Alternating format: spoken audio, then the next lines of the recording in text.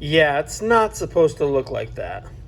Man, sometimes I wish that when you pull a piece of equipment out of storage to replace something, just a simple part, right? It would just be that one thing that you'd need to replace, but it ain't that easy. My pressure washer has been winterized, so I wanted to freshen it up by just replacing the carb and a few other things. But too bad it's not going to be that simple, so come along and see how much of a train wreck this thing ends up being. And we're actually going to be using the very first complete socket set that I ever got. It was a Christmas gift from my in-laws. I always use this set to work on my lawnmower, so figured we'd open it up and use it today.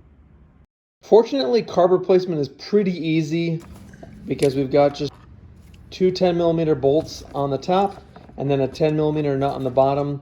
Thank you, Karcher, for making them all the same size, because most companies don't. I hate having to change sizes between things. If you need to drain the old gasoline out, you can either loosen this 10mm bolt on the bowl, or there's this dedicated drain line right here next to it. You just use a flathead screwdriver on, and then this hosing below it will release the old fluid. Carburetor's behind here, so we'll need to remove these two nuts that hold on basically this whole assembly, the air box to the carburetor. So there's some gaskets in there. 10mm again, love it. Now just remove this tubing, untangle this spring and cable from the throttle, and work this out and pull the bolts through. 1, 2. Remove the air filter housing and then remove the choke cable grommet and remove it fully from the carburetor. That. Pull the fuel line from the carb. And then I like to lay the old and new parts next to each other to verify fitment. And then I prep the surfaces by removing the old gaskets and cleaning with a little brake cleaner or carb clean. Heck, a good solvent is all you need.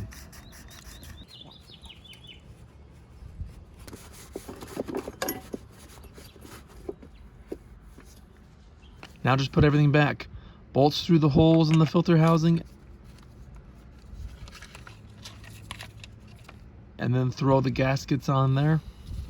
Then proceed to struggle to put the box on. So then pull it apart and redo it this time, but giving yourself a little bit more slack. Most importantly, make sure to forget to thread the choke cable into the carburetor. So take it apart a third time and then put the carb with the choke cable back on with its gasket too. If you put this thing together the first time without taking anything apart, you're lying. Keep assembling our carb sandwich with the other gaskets and backing plate and the final gasket.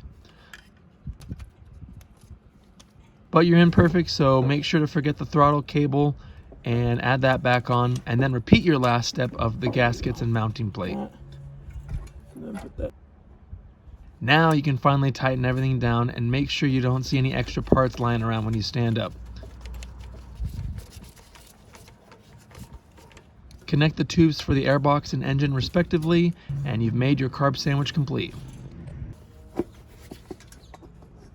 Line it up on the stud on the bottom.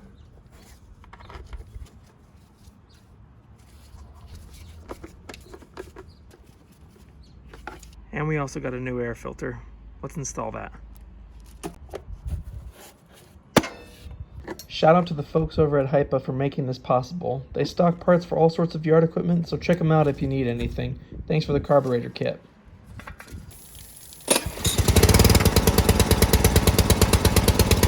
The carb should not sound like it's about to run out of gas every time you use it. So here I'm just adjusting this set screw to adjust the ratio of fuel and air, and you'll notice how the idling starts to change in response to that.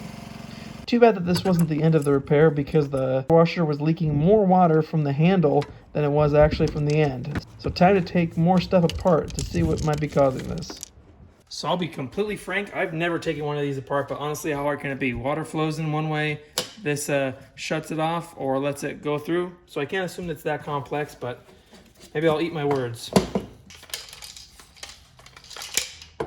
Okay.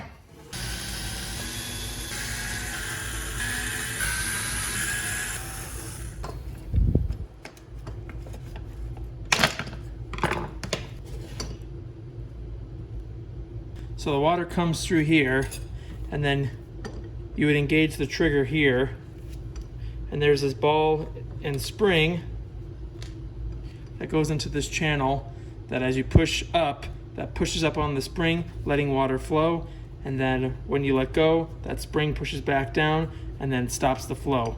And it looks like it completely broke off. I'm guessing water got stuck in here and just shattered this thing. But it froze over the winter time. So lessons learned, make sure to fully deplete all the water. So in my mind, it makes sense to replace the one bad part, right? The trigger valve.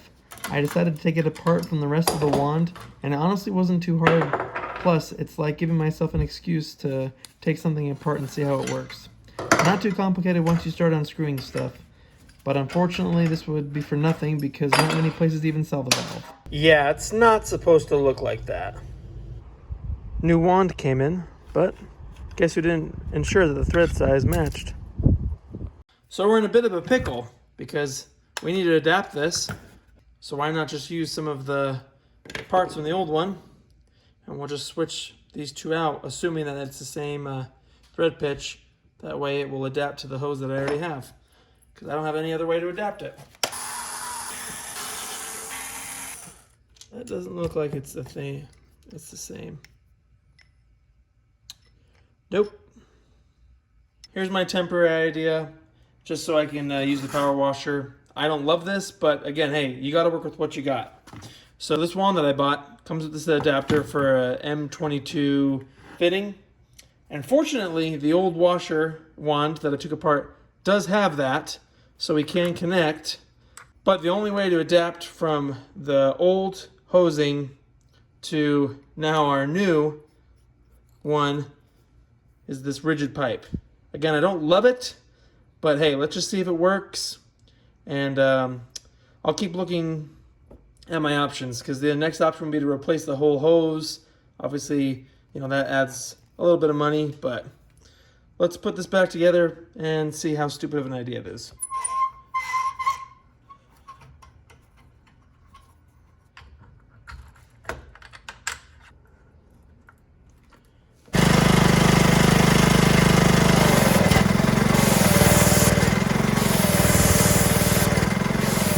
Do you have a junk drawer yet? Well, you need one, because it will be your savior when it comes to finding random stuff that you need that ends up working perfectly. Match is a loose term, but hey, it looks good. Hey, it was free. And now I finally also have a complete set of nozzles. Double win. This pig now has some lipstick on it. We have all the nozzles. The hose works. It looks nice and ugly. But hey, how about this? If I get 200 likes on this video, I will restore this thing, make it look nice and pretty.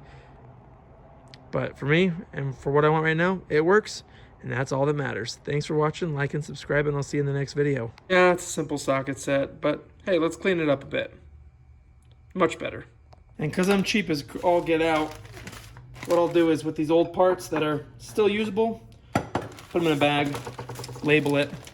That way, if I ever need something in the future, I'll have some backups.